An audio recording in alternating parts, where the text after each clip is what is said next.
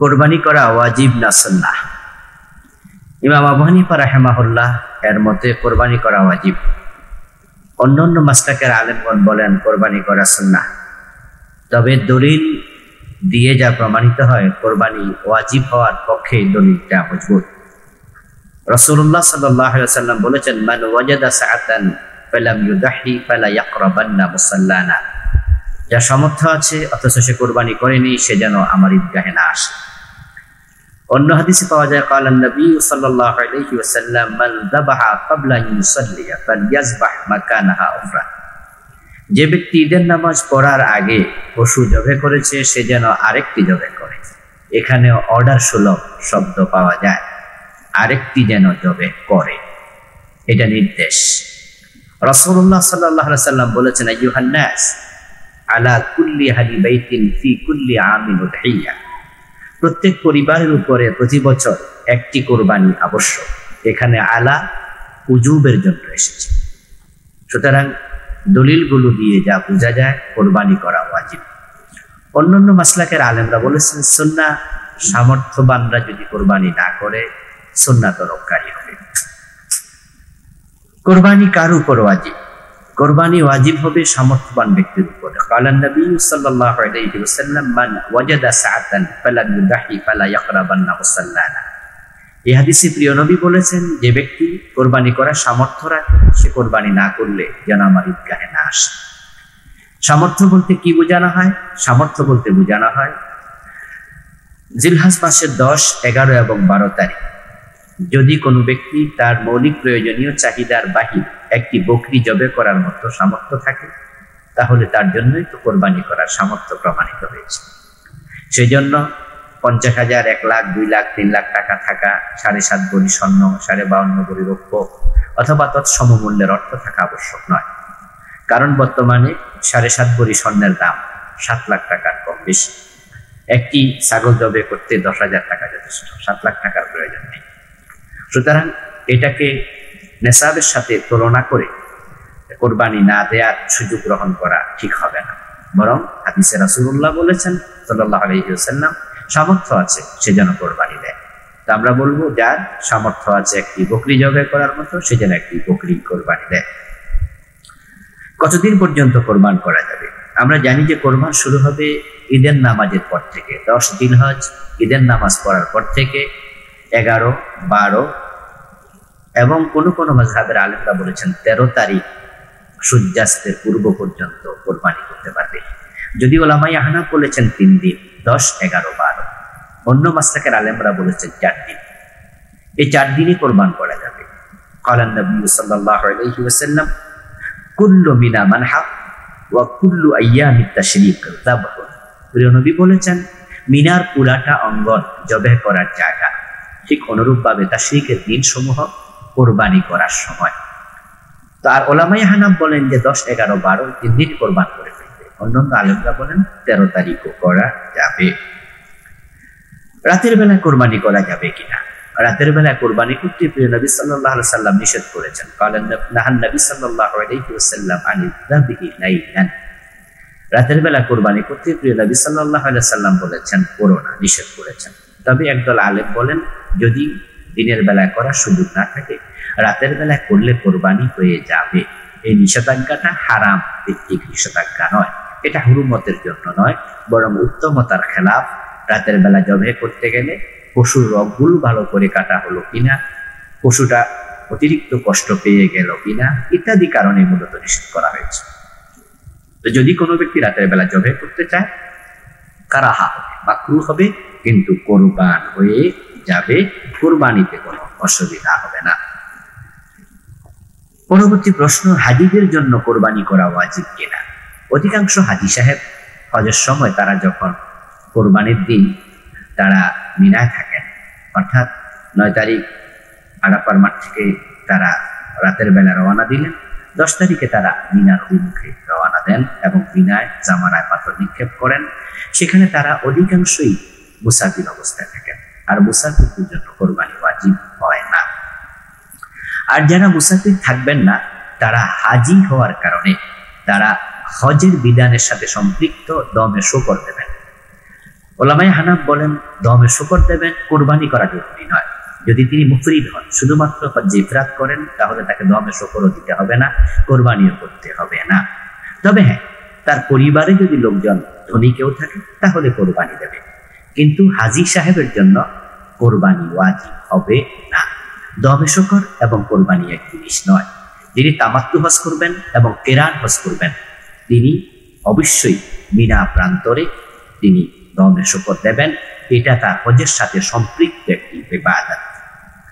কোরবানি হাজী সাহেবকে না দিলে কোনো অসুবিধা হবে না। পরবর্তী প্রশ্ন, যদি নাবালেগ সন্তানের সম্পদ থাকে তার উপর কোরবানি করা কি ওয়াজিব হবে? না, নাবালেগের উপর শরীয়তের বিধান কার্যকর হয় না। সুতরাং সে মুকাল্লাফ বিশ্বরা যেহেতু নয়, সেহেতু তাকে কোরবান দিতে হবে না। হরিণ, হাঁস মুরগি ইত্যাদি দিয়ে কোরবানি করা যাবে কি? না, হরিণ অথবা হাঁস মুরগি দিয়ে কোরবান করা যাবে না। কোরবান করার জন্য বাহিমাতুল আনআম তথা গৃহপালিত পশু হওয়া জরুরি।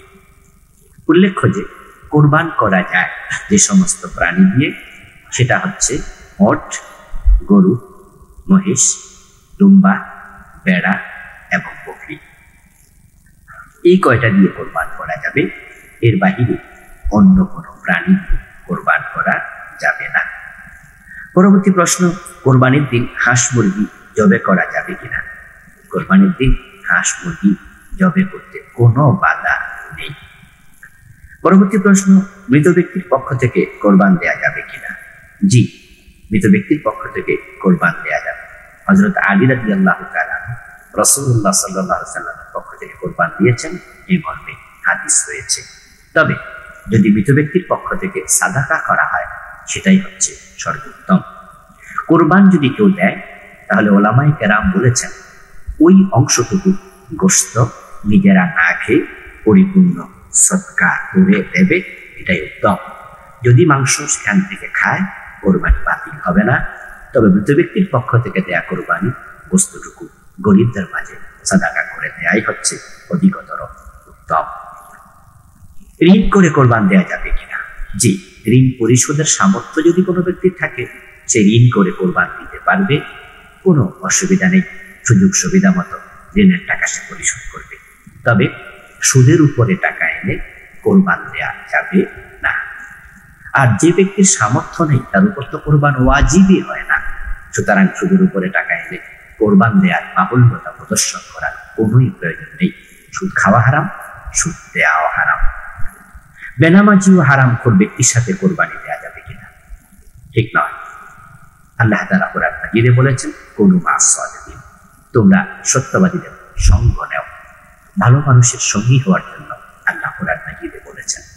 এই জন্য বেনামাজি, বেরোজগারি, সুদখোর, ঘুষখোর, হারাম টাকা উপার্জনকারী, তাদের সাথে কোরবানি দেওয়া ঠিক হবে না। তবে তাদের সাথে কোরবানি যদি কেউ দেয়, কোরবানি বাতিল হয়ে যাবে সুস্পষ্টভাবে এটা বলা যাবে না। আবার কোরবানি কবুল হবে, এটা বলাও একটু জটিল, কারণ প্রাণী তো একটি। ও ব্যক্তির নিয়ত খারাপ অথবা ইনকাম হারাম। এখন তার এই ইনকাম হারাম হওয়ার কারণে, নিয়তের গলতির কারণে যদি তার প্রাণীটি বাতিল হয় কোরবানি, তো সেই প্রাণীতে আপনিও শরীক আছেন, আপনারটাও গ্রহণযোগ্য হলো কিভাবে বলবো? তবে কোরআন মাজিদ আল্লাহ তাআলা বলেছেন, ওয়ালা তাজিরু ওয়াজিরাতুন বিজরা উখরা, একের পাপের দায় অন্যজন নেবে না। এই আয়াতে কারিমা দিয়ে বোঝা যায় ওই ব্যক্তির কারণে অন্যের কোরবান বাতিল হবে না। তবে নিশ্চয়ই খারাপ শরীকের কারণে প্রশ্ন তৈরি হবে। তাই আমরা বলবো, বেনামাজির সাথে, হারাম খোরের সাথে কোরবান দেবেন না। ভাগে কোরবানি দেয়া যাবে কিনা? জি, ভাগে কোরবানি দেয়া যাবে। সেটা যদি ওট হয়, তাহলে 1 থেকে 7 শরীক, কোন কোন হাদিসে 1 থেকে 10 শরীকের কথাও ওটের ব্যাপারে পাওয়া যায়। আর গরুর ব্যাপারে পাওয়া যায় 1 থেকে 7 জন শরীক হতে পারবে। কারণ নবী সাল্লাল্লাহু আলাইহি ওয়াসাল্লাম আনিল বাকারা 7 ওয়া আনিল জাযুরি 7, নবীজি বলেছেন, হ্যাঁ, গরু 7 জনে দিতে পারবে, ওটও 7 জনে কোরবান দিতে পারবে। সেখানে বেজোড় সংখ্যা হওয়া জরুরি নয়। 1, 2, 3, 4, 5, 6, 7 এ পর্যন্ত আমরা কোরবান দিতে পারি শরীকে। তবে শরীকে কোরবান না দিয়ে একা একা কোরবান দেয়া উত্তম। 3 দিনের বেশি কোরবানির গোশত খাওয়া যাবে কি? যাবে। রাসূলুল্লাহ সাল্লাল্লাহু আলাইহি ওয়াসাল্লাম ইসলামের প্রথম দিকে নিষেধ করেছিলেন কেউ যেন 3 দিনের বেশি কোরবানির গোশত ভক্ষণ না করে। পরবর্তীতে তিনি অনুমতি দিয়েছিলেন, সাহাবায়ে কেরামের জীবনে সচ্ছলতা এসেছে, তাই তিনি বলেছেন তোমরা খাও এবং ইচ্ছা করলে তোমরা জমা করেও রাখতে পারো। সুতরাং কোরবানির গোশত 3 দিনের বেশি, 1 মাস, 2 মাস, 3 মাস, 1.5 মাস, যা আপনার মনে চায় খেতে পারবেন, কোনো অসুবিধা নেই। কোরবানির গোশত কয় ভাগে ভাগ? কোরবানির গোশত কয় ভাগে ভাগ করতে হবে? কোরবানির গোশত নির্ধারিত কোনো ভাগে ভাগ করা ইসলাম আবশ্যক করেনি। যদিও আমাদের দেশে 3 ভাগে ভাগ করা হয়। বলা হয় 1 ভাগ নিজের জন্য, 1 ভাগ আত্মীয় স্বজনের জন্য, আর 1 ভাগ গরিব গোরাবাদের জন্য। এই ভাগটি আমরা খারাপ মনে করি না, তবে এটাকে শরীয়তের বিধান মনে করা যাবে না। আল্লাহ তাআলা বলেছেন কুলু মিনহা ওয়াতইমুল বাঈসাল ফাকির, তোমরা পশুর মাংস নিজেরা খাও এবং দরিদ্র মানুষকে খেতে দাও। তো আপনি যদি খেতে সবটাই দিয়ে দেন, সবটাই দেওয়া জায়েজ। আবার যদি আপনি সবটাও খেয়ে ফেলতে পারেন, নিষেধ নেই। তবে ভোগের ঈদ হলো, ত্যাগের ঈদ হলো না। এর জন্য আমরা বলবো সবটা খাবেন না, আপনি আপনার সামর্থ্যের আলোকে গরিবদের মাঝে বিতরণ করুন। কোন কোন পশু ত্রুটিযুক্ত বলে কোরবান দেয়া ঠিক নয়? হ্যাঁ, পশুর মাঝে ত্রুটি সৃষ্টি হবে, যে পশু দিয়ে কোরবান দেয়া ঠিক হবে না। 1 নাম্বার অন্ধ, 2 কানের বেশিরভাগ কাটা, 3 নাম্বার পূর্ণ বধির, কানে শুনেই না, 4 নাম্বার অতি দুর্বল জীর্ণশীর্ণ, 5 নাম্বার খুবই ল্যাংড়া হওয়ার কারণে সে জবেহের জায়গায় হেঁটে যেতেই পারে না। এরপরে লেজের বেশিরভাগ কাটা থাকে।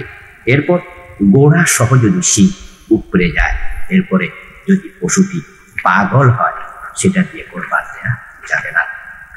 বলদ বা খাসি দিয়ে কোরবান করা যাবে কি? জি, যাবে। রাসূলুল্লাহ সাল্লাল্লাহু আলাইহি ওয়াসাল্লাম নিজে খাসি ছাগল দিয়ে কোরবান দিয়েছেন। এই মর্মে সুনান ইবনে মাজাতে হাদিস হয়েছে, হাদিস নাম্বার 3122। সুতরাং খাসি ছাগল দিয়ে, বলদ গরু দিয়ে কোরবান দিতে কোনো অসুবিধা নেই। কেউ কেউ বলেন যাতে খুঁত তৈরি হয়, আসলে এটা খুঁতের অন্তর্ভুক্ত নয়। খুঁত কোনগুলো? যেগুলো আমরা একটু আগে বলেছি, অন্ধ হওয়া, কানা হওয়া, ন্যাংরা হওয়া, অতি জীর্ণশীর্ণ হওয়া, এগুলো। শুধুমাত্র অন্ডকোষ কেটে ফেলার কারণে যে খুঁত হয়, এ খুঁতকে প্রকৃত খুঁত ধরা হবে না, কারণ যেহেতু এটা জোড়া লেগে যায়।